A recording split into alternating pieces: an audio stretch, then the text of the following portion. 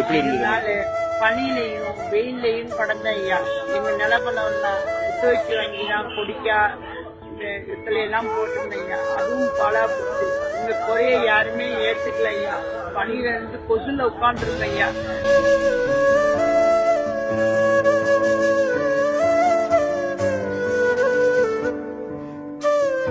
முன்னாடிக்கு தூக்கிட்டு போறதுக்கு எனக்கு ஆம்புலன்ஸ் சொல்லி அதுக்கெல்லாம் நிவாரணம் கொடுக்கிற அரசாங்கம் ஏன் இந்த மண்ண ஓட்டோட இந்த வயசான கிடக்குல தள்ளாடி 4 காலம் நடந்து 2000 கிலோமீட்டர் வந்து உட்கார கூட இடம் இல்லாம இது பொடைஞ்சு வந்து எலும்பு முதுகெலும்பெல்லாம் நொந்து போய் என் பிள்ளைங்க எல்லாம் படிக்கலையா. படிப்பறிவு இல்லாம இப்பதான் படின்னு அரசாங்கம் உதவி பண்ணுது. படிங்க படிங்கன்னு சொல்லி அப்பெல்லாம் எங்க பிள்ளைங்களுக்கு படின்னு சொல்ல வரலையா. முடிஞ்ச அளவுக்கு நாங்க காப்பாத்தலையா.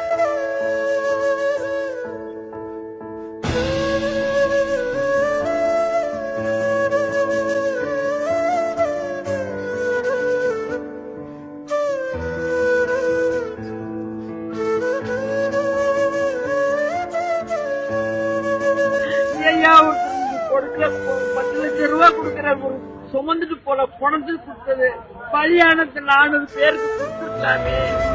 எங்க விவசாய கடனை தள்ளுபடி பண்ணலாமே. தனியார்ல வாங்கியிருக்கோம் ஐயா. எங்க வீடு நலமலாம் அடவுல இருக்கு ஐயா. எங்களுக்கு வேற வழி இல்லை ஐயா. காட்டு வேலை கிடைச்சா கூட போனாதான் எனக்கு வயசு இல்லை ஐயா.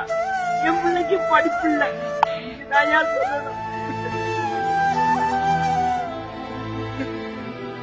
நாடகம் கிடையாது, உண்மை. நிச்சயம் அழுகுறோம். ஆனா இன்னைக்கு ஒரு 4 பேர் பார்க்கணும். எங்களால எங்க பஞ்சம் எல்லாம் தீரணும்.